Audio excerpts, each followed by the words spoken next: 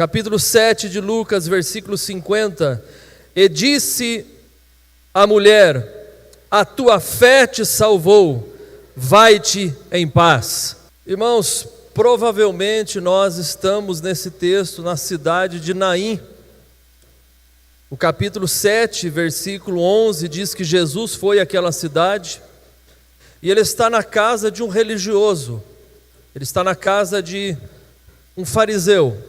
Os fatos que vão desenrolar nesse ambiente são fatos que nos ensinam como a gente pode chegar a Deus. O apóstolo Tiago disse: chegai-vos a Deus, e Ele se chegará a vós. Essa mulher do texto, ela tem lições para nos ensinar nesta Santa Ceia, a respeito de como nós podemos mover o coração de Deus, de como nós podemos chegar a Deus em sincera adoração. Esse texto, ele tem respostas que nós precisamos para esta noite. Algumas lições desta mulher, e a primeira lição que ela nos dá no texto é a lição da atitude. Está no versículo 36, atitude. E rogou-lhe um dos fariseus que comesse com ele, e entrando em casa do fariseu, assentou-se à mesa. É um fariseu que pede para Jesus. É um religioso que convida Jesus para ir na casa dele. E Jesus vai na casa desse fariseu, mas ele não vai para receber a adoração do fariseu. Ele vai na casa para receber a adoração de uma mulher desconhecida. Ele está na casa do fariseu, mas o foco não é o fariseu, é uma mulher chamada na Bíblia de mulher pecadora. E o texto diz: entrando na casa, ele se assenta à mesa. O primeiro ambiente que ele vai é a mesa. Jesus não vai no quarto, Jesus não vai na sala, Jesus vai na cozinha. O texto está dizendo que o ambiente não é o sofá, não é a cama, o ambiente é a mesa. Porque ao chegar na casa de alguém, Jesus quer tratar questões da mesa. O crente, a família do crente não pode abandonar o lugar da mesa, porque mesa não é móvel apenas, mesa é símbolo. Mesa é lugar de comunhão, mesa é lugar de risadas, mesa é lugar de alegria, mesa é lugar de unidade. Portanto, o servo e a serva de Deus jamais, na hora do almoço, pode um ir para a sala, outro ir para o quarto na frente do computador, o outro ir para outro cômodo. Não, nós temos que resgatar o lugar da mesa, porque é na mesa que Jesus vai.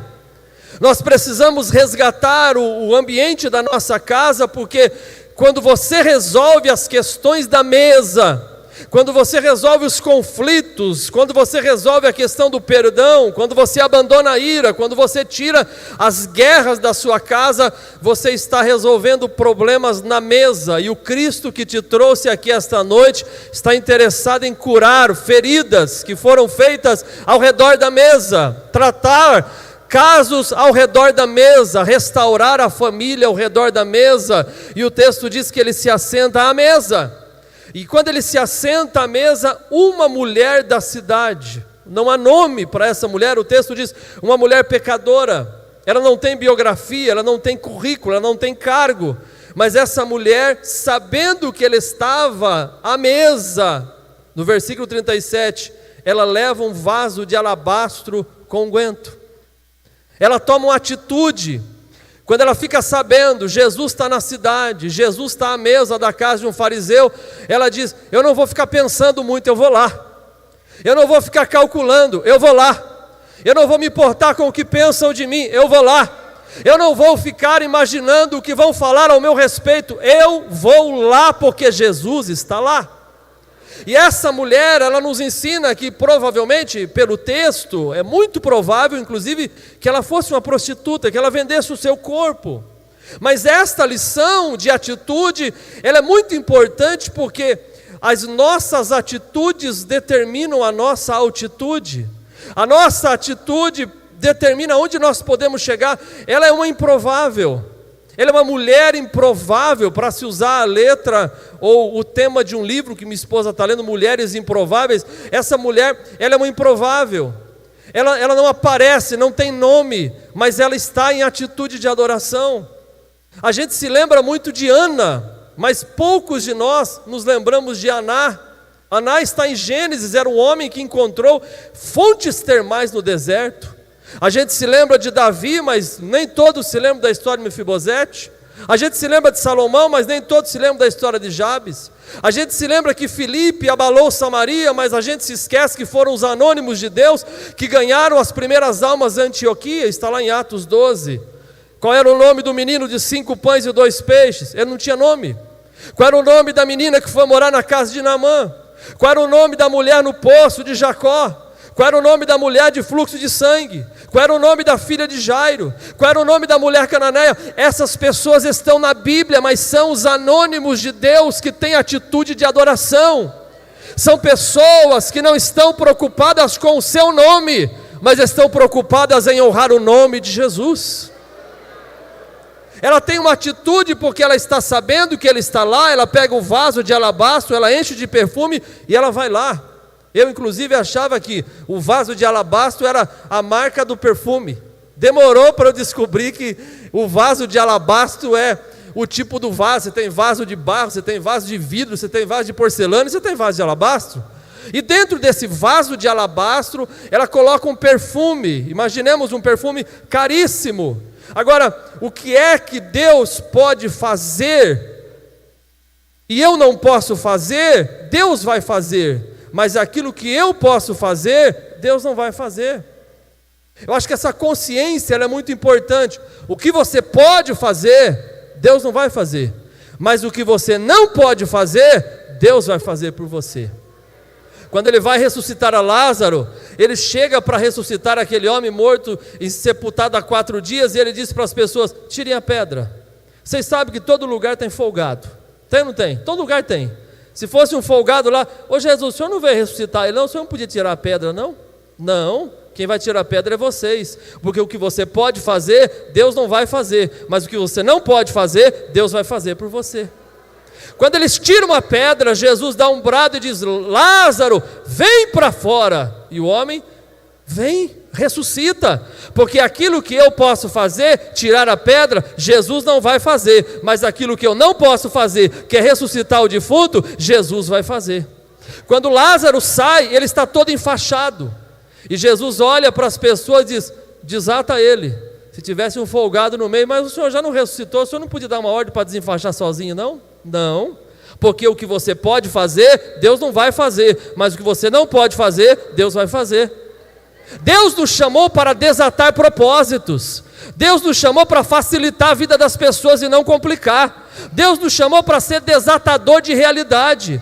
Deus nos chamou para empurrar as pessoas para frente. Deus nos chamou para motivar os nossos jovens para o futuro, para a vida, para aquilo que Deus tem para a vida deles. Então, aquilo que você pode fazer, Deus não vai fazer. Mas se você trouxe nesta ceia algo que você não pode fazer, entrega na mão de Deus, porque Ele vai fazer o milagre. Você lembra de Pedro ou não? Ele está dormindo entre os soldados e o anjo desperta e diz: ô Pedro, arruma tudo aí, bota essa sandália e vamos embora. Estava preso. Quando abre a primeira porta, ele acha que está sonhando. Quando abre a segunda porta, ele acha que está sonhando. Quando abre o terceiro portão daquela prisão de segurança máxima romana, ele olha para o céu e diz: verdadeiramente Deus enviou um anjo e me livrou da prisão. Aí ele vai na casa de Maria, e quando ele chega na casa de Maria tem uma porta.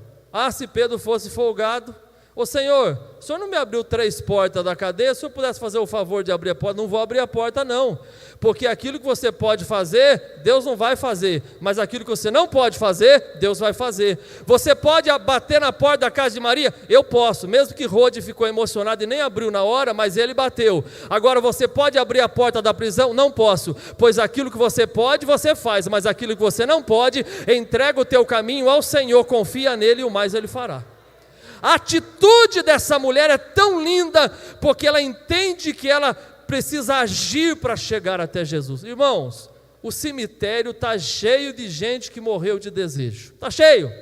Ai, irmão, eu morro de desejo ler a Bíblia. Eu morro de desejo de ser um dizimista. Eu morro de desejo de fazer uma viagem. Se você não tomar uma atitude, um planejamento, você vai morrer e vai levar o desejo com você. Saia daqui essa noite com atitude. O que é para fazer, faça. Trabalha como se tudo dependesse de você, mas não esqueça, saiba que tudo depende do Deus que você serve.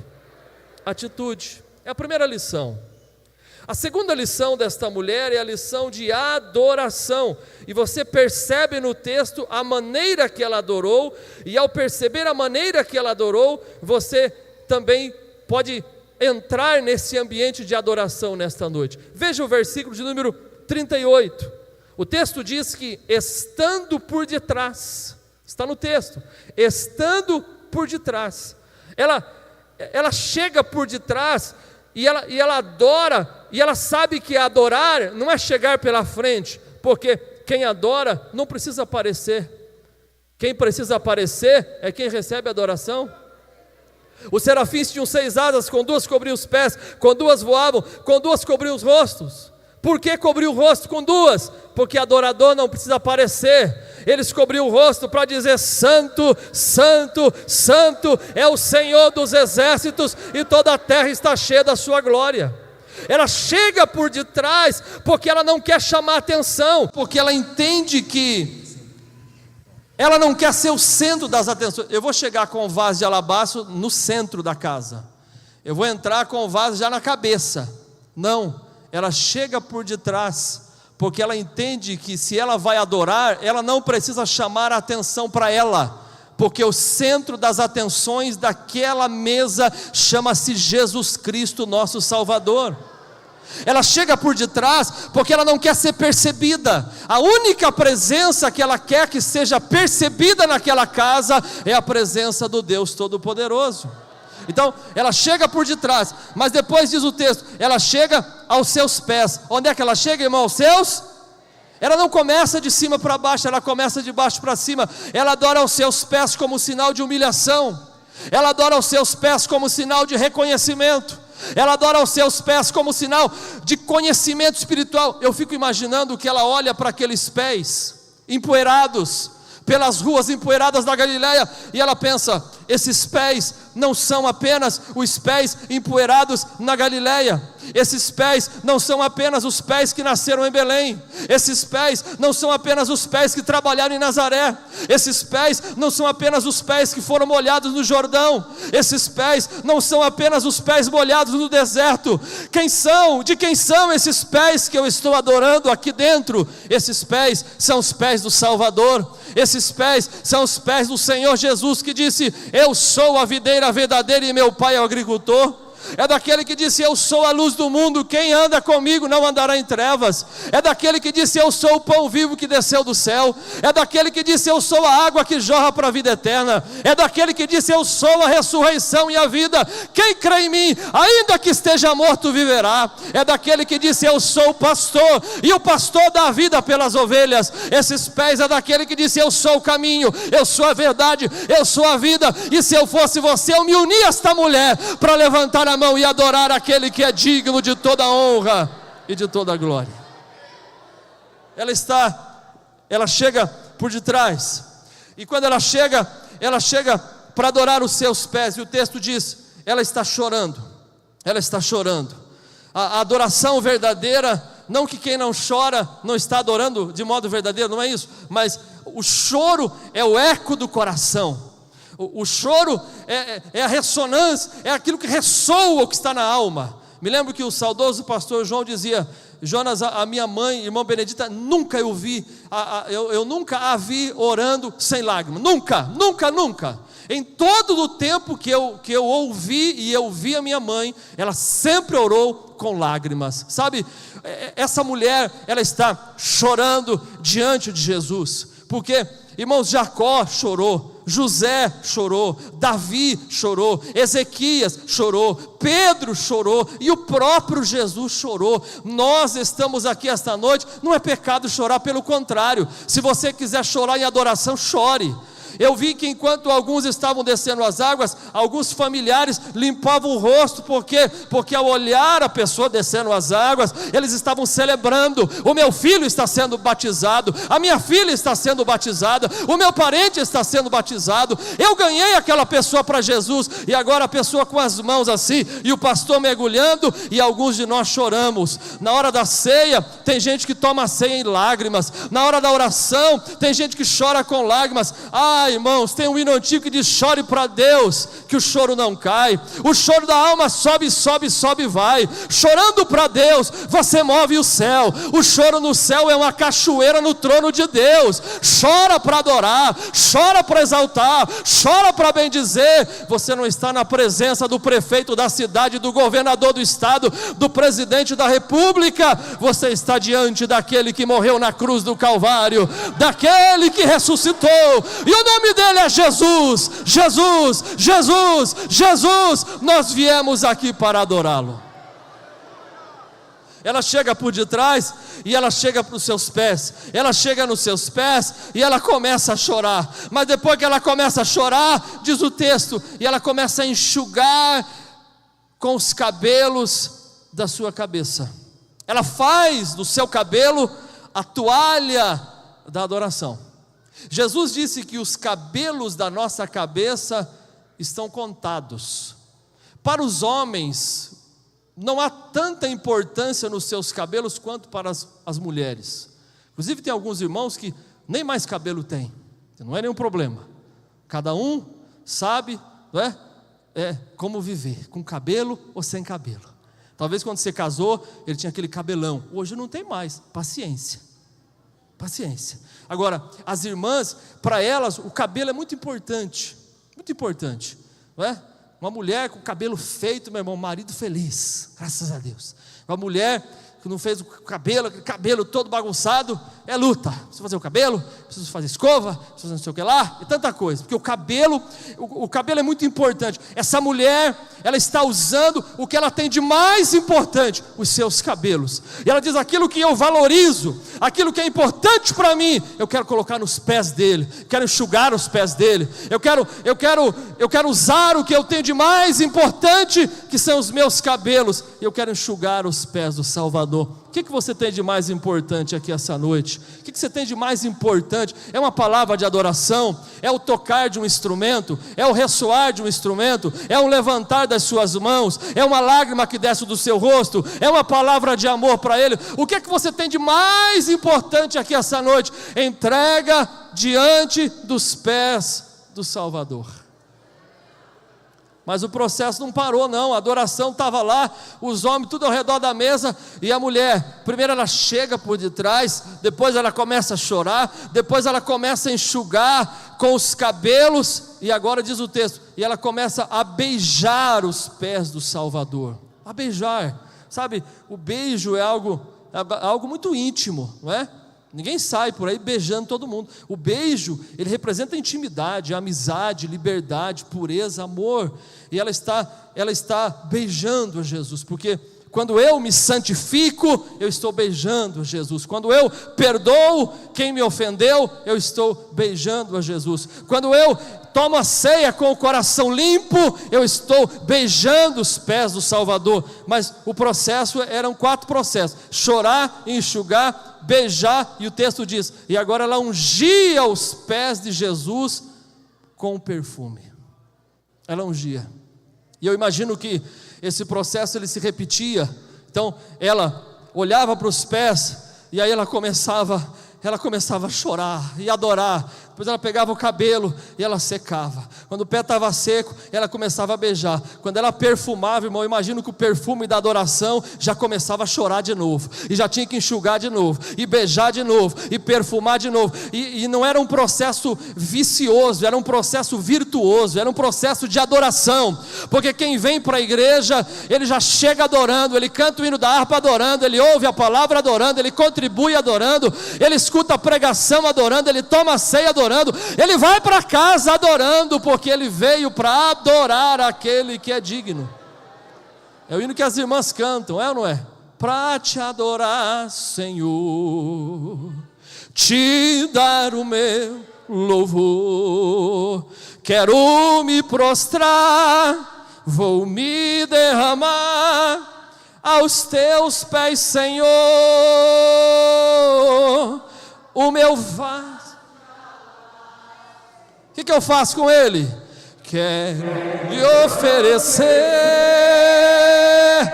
me humilho aos teus pés, porque santo tu és, vem meu louvor receber, pra te adorar, Senhor. Vai de novo. Te dá. Quero.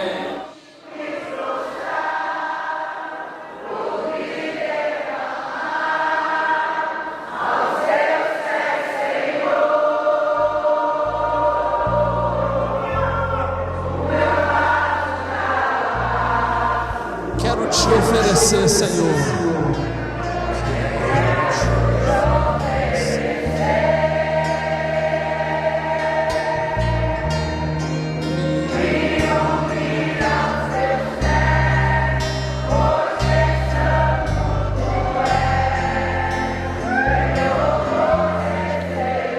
Só quem vê adorar Ele, levanta sua mão para o céu, dê um brado de glória a Deus, de aleluia, de exaltação, aquele que é digno de toda honra e toda glória. Agora, o fariseu não adorou não, o texto diz que ele não adorou, ele julgou, porque quem não adora fica julgando os outros que adoram. Para que isso? Para que chorar? Para que gritar? No estádio é legítimo gritar, aqui não pode. Na danceteria pode gritar, aqui é pecado. No baile funk pode gritar, aqui não pode. Por que é que a sociedade dá legitimidade para a gente gritar em todo lugar e a gente não pode dar adoração àquele que é digno de glória dentro do templo? Sai fora, rapaz, eu vou adorar a Deus, eu vou glorificar a Deus. Eu não estou no baile funk, eu não estou na balada, eu não estou junto com aqueles que estão usando droga, não, eu não estou na casa de prostituição, eu estou na casa de Deus. Lá fora está escrito Assembleia de Deus. Se eu fosse você, eu levantava a mão e adorava. Quem não quer adorar, que julgue, que julgue, que julgue. Nós vamos adorar. O fariseu tem olfato refinado para sentir o cheiro do pecado dela. Se ele fosse realmente o Senhor, sabia que ela era pecadora. Sabe, tem muita gente que quer condenar você pelo teu passado. Está batizando hoje, mas só Deus sabe o que você fez. Desceu as águas hoje, mas se conhecesse a tua ficha, Jesus já pegou a tua ficha do teu passado, já cravou na cruz do Calvário. Aquele que está em Cristo é nova criatura, as coisas velhas passam. Olha para frente, Jesus quer te abençoar no teu presente, é no teu futuro. Deixa o fariseu sentir o cheiro do teu passado, porque o Espírito Santo está sentindo o cheiro da tua adoração, do teu presente, do teu futuro. Adore a Deus. Aí Jesus olha para ele, pastor, diz: eu tenho uma história para contar bem rápida. Jesus olha para ele, pode falar. Olha, um homem, ele devia 500 dinheiro, o outro devia 50 dinheiros. E aí o que devia 500, para a gente ter uma ideia, irmãos, 500 dinheiro é mais ou menos $20 mil, vezes R$5, vamos botar R$100 mil.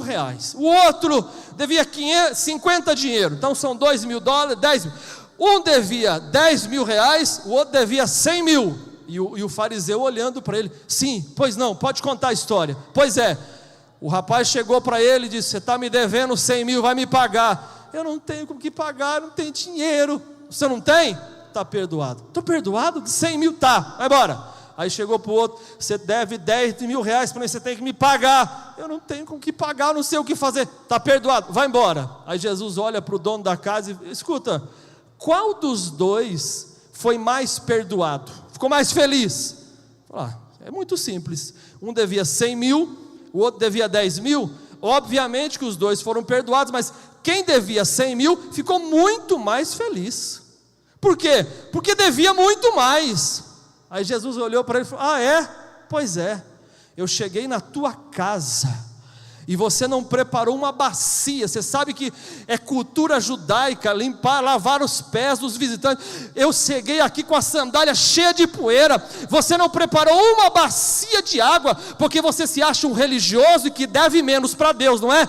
Pois essa mulher que você está dizendo que deve mais, não para de lavar os meus pés com as próprias lágrimas.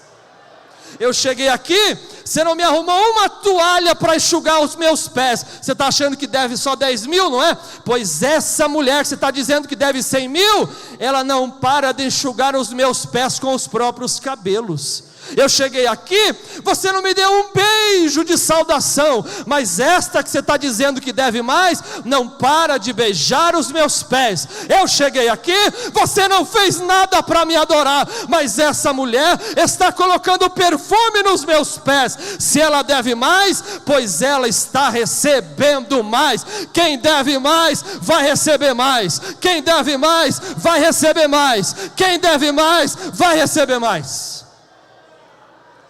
Eu devo muito pouco, você vai receber pouco. Eu sou um pecador, eu preciso de Deus, você vai receber mais. O irmão do filho pródigo quase não recebeu nada, mas o filho pródigo, eu devo tanto, não sou digno nem ser chamado de filho, você vai receber mais. Efraim e Manassés, o Manassés é o mais velho, está debaixo da mão direita. Jacó cruza as mãos, coloca a direita na cabeça do mais novo, porque Efraim precisa de mais, vai receber mais. Ah, mas Pedro traiu Jesus. Pois é, 3 vezes, vai receber mais. É restauração 3 vezes. Tu me amas, tu me amas, tu me amas, e eu vou fazer de você o primeiro pregador da igreja, e eu vou fazer de você uma potência nas mãos de Deus. A pecadora tinha mais pecado, vai ser mais perdoada. Oh, glória a Deus. Jesus te traz aqui para te dizer essa noite: se você acha que a tua conta está muito alta, o sangue de Jesus te perdoa, o sangue de Jesus te purifica. Isso eu chamo de intensidade. E eu encerro a palavra com a última lição desta mulher: fé. Ela demonstra atitude porque ela vai, ela demonstra adoração porque ela se prostra, ela demonstra intensidade porque ela é fervorosa no seu serviço de adoração a Deus. Mas em quarto lugar, a lição que ela me mostra é a fé. Jesus quebra o silêncio no versículo 48. O silêncio com ela, até aqui ele não tinha falado nada com ela. Olha para ela e diz: os teus pecados estão perdoados. Os teus pecados estão perdoados. Você que está olhando para mim, os teus pecados estão perdoados. Teu passado foi apagado pelo sangue de Cristo Jesus. Os teus pecados são perdoados. Se você deseja aceitar a Jesus hoje, eu declaro: os teus pecados te são perdoados. Por que é que Jesus pode me perdoar? Porque Ele morreu para salvar a tua alma. Ele morreu para comprar você com o sangue. Ele morreu para que você tivesse vida. Ele morreu para que você estivesse nessa ceia. Os teus pecados foram lançados nas profundezas do mar. Os teus pecados foram apagados. Você foi lavado no sangue de Jesus. Essa é a maior notícia da noite. E você pode louvar a Deus porque os teus pecados são perdoados. E aí ele pergunta no versículo 49: quem é este? Diga bem forte: os que estavam à mesa começaram a dizer: quem é este? Pergunta para alguém: quem é este? Você sabe quem é este? Sabe ou não? Sabe? Claro que você sabe. Ele é o Deus onipotente, tem todo o poder. Ele é o Deus onipresente, está em todos os lugares ao mesmo tempo. Ele é o Deus onisciente, tem todo o conhecimento. Ele é o Cristo da glória, Ele é o Senhor da igreja, Ele é o dono da tua vida, Ele é o Senhor da tua casa, Ele é o Salvador, Ele é o regenerador, Ele é o justificador, Ele é o santificador, Ele é o Deus todo-poderoso, Ele é o Deus maravilhoso, Ele é o bebê que nasceu no ventre de Maria, Ele é o jovem que deu aula para os doutores, Ele é o Cristo que aprendeu carpintaria, Ele é o Senhor cheio do Espírito Santo. Foi Ele que curou os enfermos, foi Ele que deu vista aos cegos, foi Ele que fez os surdos ouvirem, foi Ele que limpou os paralíticos, foi Ele que ressuscitou os mortos, foi Ele que sofreu por você, foi Ele que morreu por você, mas foi Ele que ressuscitou por você, foi Ele que está à direita do Pai por você. Qual é o nome dele? O nome dele é Jesus. 5 letras preciosas, todas brilham como a luz. Queres saber esse nome? O seu nome é Jesus. O Jesus que você serve tem olhos e vê, tem boca e fala, tem pés e anda, tem mãos e apalpa. Você veio adorar o Criador, aquele que que fez o céu e a terra. Você veio adorar a Jesus, aquele que salvou a tua alma. Você veio adorar aquele que é o poçante de Jacó, a resplandecente estrela da manhã, o alfa, o ômega, o princípio e o fim, o poderoso, o maravilhoso, o tremendo, o verdadeiro, o grande, o altíssimo, o soberano. O nome dele é Jesus. Ele está acima do céu, ele está acima da terra, ele está acima dos anjos, ele está acima dos serafins, ele está acima dos querubins, ele está acima de todos, porque o Pai o colocou à direita dele, e agora ele é o Senhor da glória. Glória a Deus. Quem é este? Ele olha para ela e diz: mulher, a tua fé te salvou. Não foi teu cabelo que te salvou, não foi tuas lágrimas que te salvaram, não foi o beijo que te salvou, não foi o perfume de adoração, a tua fé. Efésios 2:8, pela graça sois salvos por meio da fé. Hebreus 11:1, a fé é o firme fundamento daquilo que se espera e a prova daquilo que não se vê. Versículo 6, sem fé é impossível agradar a Deus. Usa a fé essa noite e adora. Usa a fé essa noite, você vai ser salvo. Usa a fé e as barreiras vão cair. E ele olha para ela e diz: mulher, a tua fé te salvou, vai em paz. O pastor disse: vai em paz. Mas não é para ficar aqui em paz, não. A paz que você está recebendo nessa ceia, você vai levar para a tua casa, para a faculdade, para o trabalho.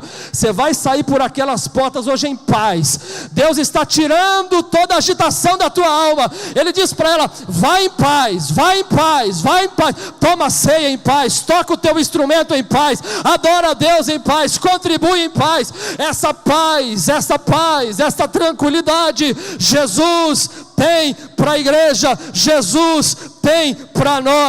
Vai em paz, vai em paz. A tua adoração foi recebida, a tua adoração chegou no céu, a tua adoração alcançou o trono de Deus. Vai em paz. Quantos recebem esta paz aqui esta noite? Levanta a tua mão para o céu quem sente esta paz. Há uma paz de Deus que está nesta reunião, há uma tranquilidade na tua alma. Segura em Jesus, porque esta é uma semana de notícias novas, esta é uma semana de notícias de paz. A coisa está feia, tem muita guerra, a paz vai chegar, a paz vai chegar, a paz vai em paz.